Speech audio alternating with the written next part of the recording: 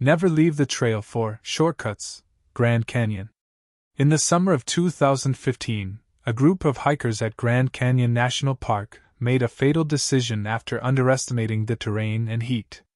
Believing they could save time, they left the marked trail and attempted a shortcut down a steep, unmaintained slope. What looked manageable from above quickly turned into loose rock, sheer drop-offs, and disorienting switchbacks. With temperatures soaring above 110 degrees Fahrenheit 43 degrees Celsius, the hikers became trapped, dehydrated, and unable to climb back up. Park rangers later confirmed that once hikers leave designated trails, rescue becomes exponentially more difficult, and survival odds plummet fast. Similar incidents have happened repeatedly at the Grand Canyon. One of the most well-documented cases involved a solo hiker who left the South Kaibab Trail in 2019, attempting to descend directly toward the Colorado River. He was found days later, deceased, after suffering from extreme heat exhaustion and dehydration. Rangers stated there were no signs of injury, only evidence of disorientation and collapse. The desert terrain offered no shade, no water, and no clear route back once the shortcut failed. These tragedies share a common pattern: the canyon deceives. Distances appear shorter than they are, slopes seem climbable until gravity and heat take control, and shortcuts turn into dead ends with no escape.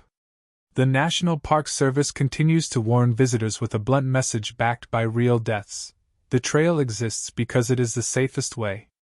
Leaving it doesn't save time, it often costs lives. The scream echoed off the canyon walls, but no one was there to hear it. Jason slipped first. 1 second his boot was on solid rock, the next it slid on loose gravel, and his body dropped hard against the slope. Stones rattled and bounced into the darkness below, clicking for far too long before the sound finally disappeared. The heat felt alive, like the air itself was pressing down on his chest. His mouth was so dry it hurt to swallow. "Don't move!" Emily shouted, her voice shaking. She was clinging to a scrubby bush, her fingers white, her eyes wide with terror. Below them, the canyon opened like a giant mouth. No trail. No signs. No way back up. And then Jason heard it. Footsteps. Slow. Careful. Coming from somewhere below, where there should have been nothing but empty air and stone. "Do you hear that?" Mark whispered. Jason nodded. The sound didn't belong there. No rocks were falling. No wind was blowing. It sounded like someone walking, calmly, on the steep, broken slope beneath them. A shadow moved against the canyon wall. Tall. Thin. Human-shaped, but wrong. It moved too smoothly, as if gravity didn't matter to it at all. "Hello?" Emily called out, her voice cracking. The footsteps stopped. For a long moment, the canyon went silent. Then a voice drifted upward, soft and dry, like it hadn't been used in a long time. "You shouldn't have left the trail." Jason's heart slammed against his ribs. That was when his grip failed. His hand slipped. His body lurched forward. And just as he began to fall, everything went black. Earlier that morning, the Grand Canyon looked peaceful. The sky was clear and bright blue. Tourists laughed near the trailhead. Cameras clicked. Warning signs stood quietly in the background, ignored by most people who walked past them. Jason loved hiking. He had done trails all over the country and believed he knew what he was doing. Mark was his best friend since college, always confident, always joking. Emily was newer to hiking but excited. This was her first time at the Grand Canyon, and she couldn't stop taking pictures. The sign at the trailhead read, "Stay on the marked trail. No shortcuts. Extreme heat. Rescue may not be possible." Mark laughed when he saw it. "They really want to scare people, huh?" Jason shrugged. "They put those signs everywhere." The trail started easy. Wide. Clear. Safe. The canyon views were beautiful, and for a while, everything felt perfect. But as the sun climbed higher, the heat grew stronger. The air felt heavy. Their water bottles were already lighter than they should have been. After a few hours, they stopped to rest. Jason checked his map. If we keep following the trail, it'll take at least 3 more hours, he said. But look, he pointed at the map. If we cut down here, we can save a lot of time. Emily frowned. Is that a real path? It's not marked, Mark said, squinting at the canyon. But I can see a slope. People probably walk it all the time. The shortcut looks simple from above. Just a steep drop, some rocks, a faster way down. The trail, by comparison, curved slowly away, disappearing into the canyon walls like it was deliberately avoiding something. Emily hesitated. The sign said, "We'll be careful," Jason said. "We're not stupid." That was the moment they stepped off the trail. At first, nothing went wrong. The slope was steep, but manageable. They laughed, joked, helped each other down. Jason felt proud. Smart. Like he'd beaten the system. But then the ground changed. The dirt turned loose. Rocks slid under their feet. Each step sent small stones skittering downward. The slope grew sharper, the drop-off steeper. When Jason looked back up, the trail was gone. Just rock. Endless rock. Okay, Mark said slowly. Maybe we go back up.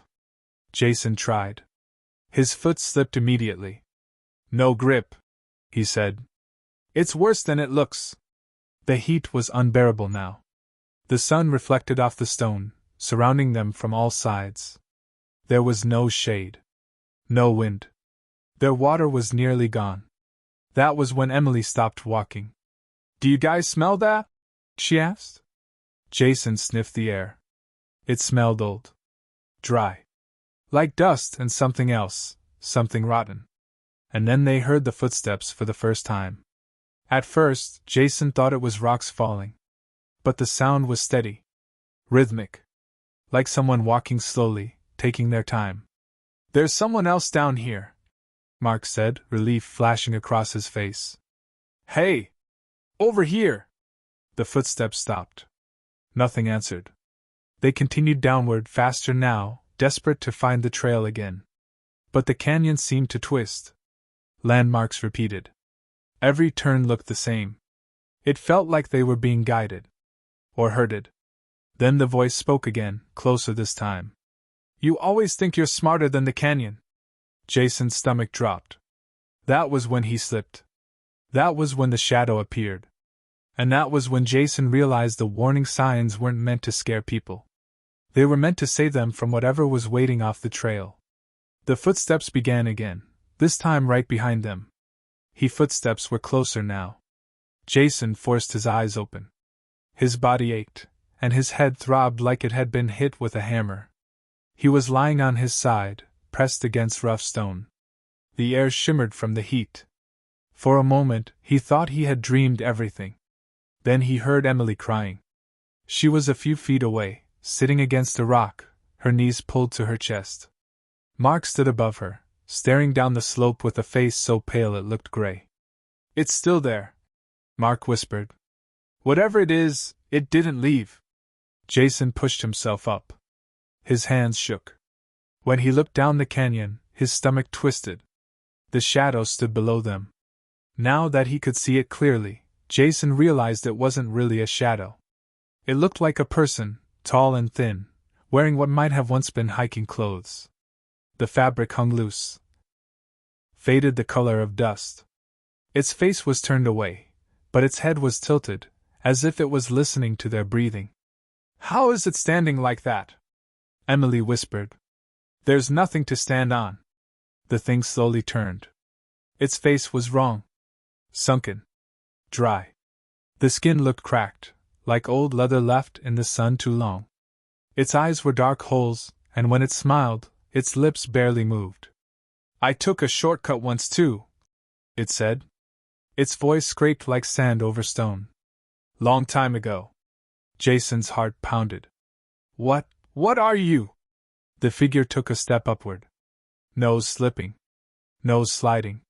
Just one careful step, then another. We need to move, Mark said. Now. They climbed. Or tried to. Every movement felt harder than before. Their legs were weak. Their mouths were bone dry. Jason's vision blurred at the edges, like the canyon was closing in on him. Behind them, the thing followed. Slowly. Patiently. "You can't climb out," it said. "The canyon doesn't let go." Emily sobbed. "Please, please help us." The thing stopped. For a moment, hope flickered. "I am helping," it said softly. "I show people where not to go." Jason suddenly understood. "This thing isn't chasing us," he whispered to Mark. "It's waiting." Mark swallowed. "Waiting for what?" "For us to give up." The heat pressed down harder, like an invisible hand. Jason's legs buckled, and he dropped to his knees. That was when he saw it. Just above them, barely visible, was the trail. The real trail.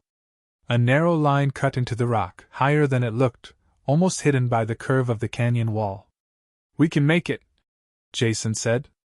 "We have to." They climbed with everything they had left. Emily slipped once, screaming, but Mark caught her. The shadow didn't rush them. It simply watched, its head slowly turning as they moved.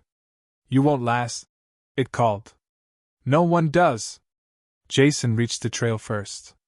His fingers scraped against solid ground. With one final pull, he rolled onto the path.